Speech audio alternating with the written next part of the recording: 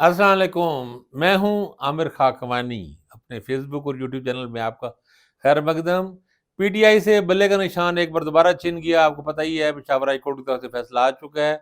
असल सवाल ये है कि क्या उनको सुप्रीम कोर्ट से रिलीफ मिलेगा। सुप्रीम कोर्ट में जा रहे हैं उनके पीटीआई के जो चेयरमैन हैं, बल्कि अब तो इस फैसले के बाद वो भी चेयरमैन नहीं रहे, बैरिस्टर गौर खान। उन्होंने कहा है, और असल सवाल जो मिलियन डॉलर क्वेश्चन ये है, क्या चीफ जस्टिस काजी फायजीसा पाकिस्तान तहरीक इंसाफ को रिलीफ दे सकेंगे, इंसाफ दे सकेंगे? क्या वो इस सिस्टम से टकराने की हिम्मत और ताकत रखते हैं और जुर्रत रखते हैं? आज के ब्लॉग में आज इस पे बात करते हैं। देखिए, पेशावर हाई कोर्ट का जो फैसला आया है वो आपके इल्म में है ही। पहले हुक्म तनाई मिल गया था, जो बल्ले का निशान उन्होंने हटाया था, ख़त्म किया था, इंटर पार्टी इलेक्शन को ख़त्म कर दिया था। इलेक्शन कमीशन ने कालादम करार दिया था, उसको रोक दिया था पेशावर हाई कोर्ट ने। अब पेशावर हाई कोर्ट ही से जो एक फैसला आया जिसमें उसको ख़त्म कर दिया गया है पिछले को। अच्छा, अब ये भी दिलचस्प बात है, देखें ये पॉइंट तो एक है कि उस वक़्त इलेक्शन कमीशन को नहीं सुना गया। इलेक्शन कमीशन ज़ाहिर है बेसिक फ्रीक था, उसको सुने बगैर फैसला बनता नहीं था। लेकिन वो जो उस वक़्त हुक्म दिनाई दिया गया था इलेक्शन कमीशन के इस फैसले पे, उसको ख़त्म तो नहीं किया गया था इलेक्शन कमीशन के फैसले को, बल्कि ये कहा गया था कि जैसे ही सर्दियों की छुट्टियाँ ख़त्म होती हैं तो 9 जनवरी को एक डिविजनल बेंच यानी 2 रुकनी बेंच उसको सुनेगा पेशावर हाई कोर्ट को। मेरा ख़्याल है बेहतर तो यही था, और समझ तो यही बात आती थी कि उसमें 9 जनवरी में कितने दिन रह गए हैं, बस सिर्फ 5-6 दिन ही रह गए हैं। तो वो डिविजनल बेंच को सुना जाना चाहिए था, उस केस को वो सुनते और अपना उस पे अपनी जो भी करते, चाहे वो चाहते तो फिर उसको इलेक्शन कमीशन के फैसले को बरकरार रखते या उसे कलअदम कर देते, जो भी था, और 1-2 दिनों में ही हो जाना था। ख़ैर, अब दोबारा जो भी हाई कोर्ट का फैसला आ चुके हैं, अब सुप्रीम कोर्ट में ये कह रहे हैं। अब देखना ये है कि कादी फायजीसा इसको खुद सुनते हैं, इसको एंटरटेन करते हैं इसको, या नहीं करते, या फिर वो गला किसी बेंच की तरफ करते हैं। मेरा ख़्याल है अगले चंद दिनों में 2-3 फैसले ही आएँगे।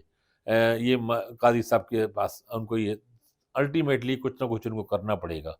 एक तो यही, जिस तरह मैंने कहा कि इलेक्शन कमीशन वाला ये फैसला के फैसले का कि जिसमें बल्ले का निशान पीटीआई को हो जाना हो, सिर्फ बल्ले का निशान नहीं, मतलब ये है कि अगर सुप्रीम कोर्ट ने रिलीफ ना दिया तो पीटीआई बतौर पार्टी के इलेक्शन में मौजूद नहीं होगी, बैलेट पेपर पे नहीं मौजूद होगी।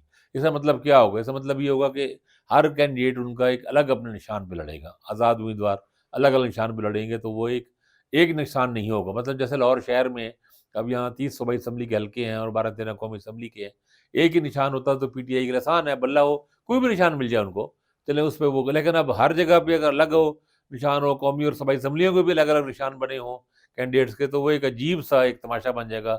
बाकी सबका एक ही निशान होगा, नून लीग के लिए वो शेर को कैंपेन करेंगे, पीपल्स पार्टी वाले तीर को करेंगे, और बाकी पार्टियाँ अपने-अपने निशान को करेंगी, पीटीआई नहीं करेगी। और दूसरा बड़ा नुकसान ये होगा कि इनके बाद इनके पास इनको मखसूस सीटें नहीं मिल सकेंगी। 60 सीटें ख़वातीन की मखसूस सीटें कौमी असम्बली में, 10 अक़लियती हैं, इस तरह सूबाई असम्बलियों में भी मखसूस सीटें हैं। तो उनमें पार्टी के वोट के हिसाब से और नशिस्तों के हिसाब से, पार्टी की बेसिकली सीटों के हिसाब से मिलता है आपको, मखसूस सीटें मिलती हैं, वो नहीं मिल सकेंगी, वो बड़ा नुकसान होगा। तो अब कादी साहब के पास जाएगा मामला अल्टीमेटली। कादी साहब खुद देखते हैं अपने बेंच को, या नहीं करते। अभी तक जो कादी साहब को हमने देखा है पिछले चंद दिनों में, और पिछले जब 2-3 महीने हो गए इनको, 3 महीने ज़्यादा हो गए हैं, कादी साहब फ़ायज़ ईसा साहब, एक तो ये है कि बहुत ही मोहतात अंदाज़ में चल रहे हैं, वो टकराव नहीं चाह रहे, वो एस्टेब्लिशमेंट के खिलाफ नहीं जा रहे। वो जिस तरह के पहले एक एंग्री यंग मैन किस्म का उनका था, एक एग्रेसिव स्टाइल होता था, एक एंटी एस्टेब्लिशमेंट उनका स्टांस था, अब वो नहीं रहा चीफ जस्टिस के तौर पे। और वो नून लीग की तरफ एक सॉफ्ट कार्नर उनका लग रहा है, और वो कुछ रिलीफ दे रहे हैं। दूसरे उनको एक जूरिस्प्रूडेंस उनकी नज़र आ रही है, एक असूल कानून नज़र आ रहा है, ख़ास तौर पे उनका और उनके करीबी जो साथी दोस्त हैं, जस्टिस मंसूर अली शाह का और सरदार तारिक मसूद का भी, अगरचे इस बेंच में जो अभी सुन रहे हैं आजकल उसमें वो नहीं है शामिल, लेकिन इनका ये नज़र आ रहा है ये चीज़ें। और बाद और जजेस का भी इनका, जो कादी साहब के एक तरह लाइक माइंडेड जज समझ लें, कि उसमें वो असम्बली के उसको ज़्यादा अहमियत दे रहे हैं। पार्लियामेंट ने अगर कोई कानून पास किया है तो उसको वो ज़्यादा अहमियत देते हैं बनिस्बत इसके कि ये सुप्रीम कोर्ट अगर उसको ख़त्म करे या अपनों के अलग अलग अलग मौके बनाए, उसको वो बहुत ज़्यादा अहमियत दे रहे हैं। और जो जिस अदारे का जो रोल है इसकी वो बार बार इसकी बात कर रहे हैं।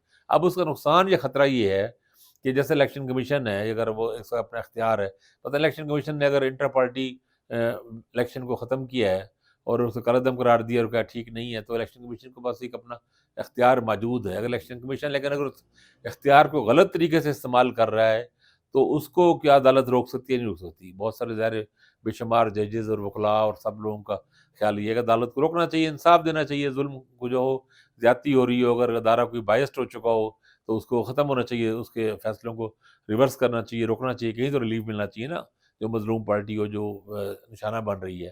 لیکن اب اگر وہ کہیں قاضی صاحب اس میں کہ نہیں، الیکشن کمیشن کو یہ اس کا کام ہے، اس کا کام ہمارا یہ کام، ہم اس میں کیسے دخل دیں، الیکشن کمیشن نے اگر یہ فیصلہ کیا ہے تو اس کو ہم نہیں کر سکتے، تو پھر وہاں پہ جا کے لگے گا کہ پی ٹی آئی کے پاس کوئی اور آپشن نہیں رہے گا.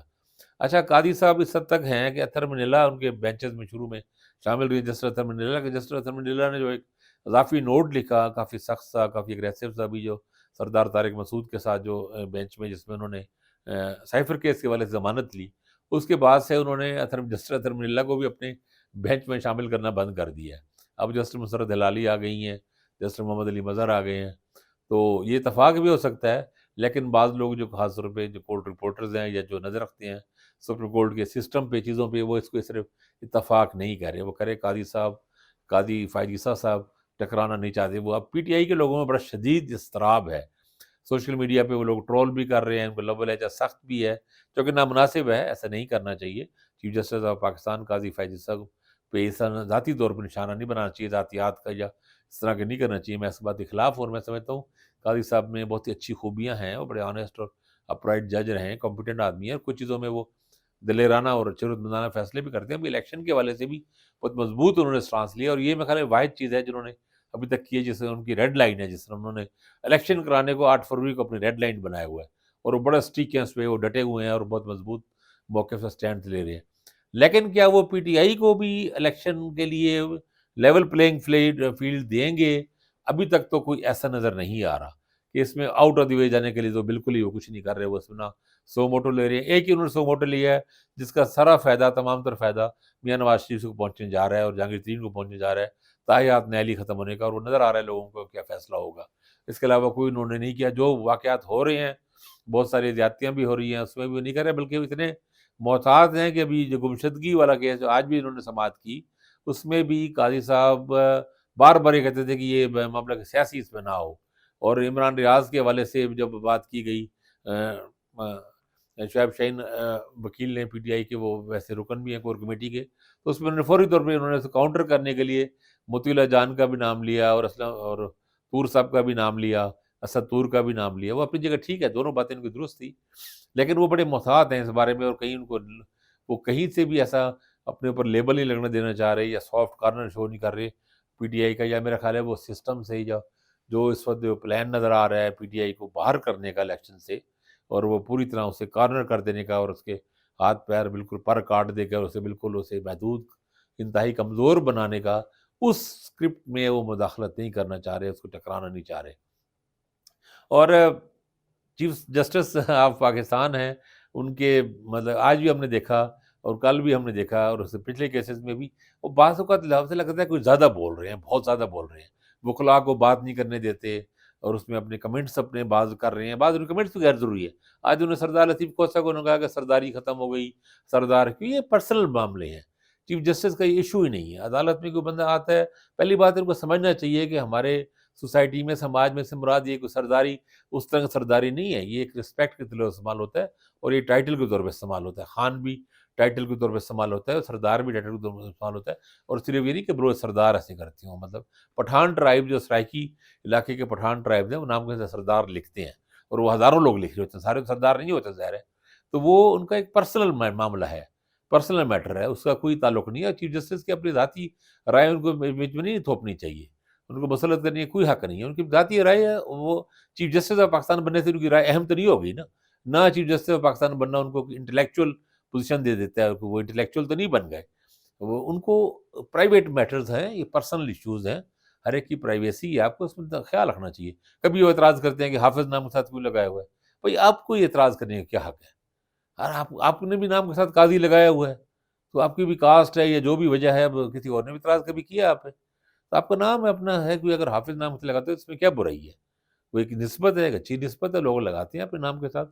اور آج سے نہیں لگاتے ہیں، ہمارے حدیث کے فقہ کے بڑے بڑے لوگ جو رہے ہیں، بڑے نام حافظ ابن قیم اور بہت سے لوگ لگاتے ہیں.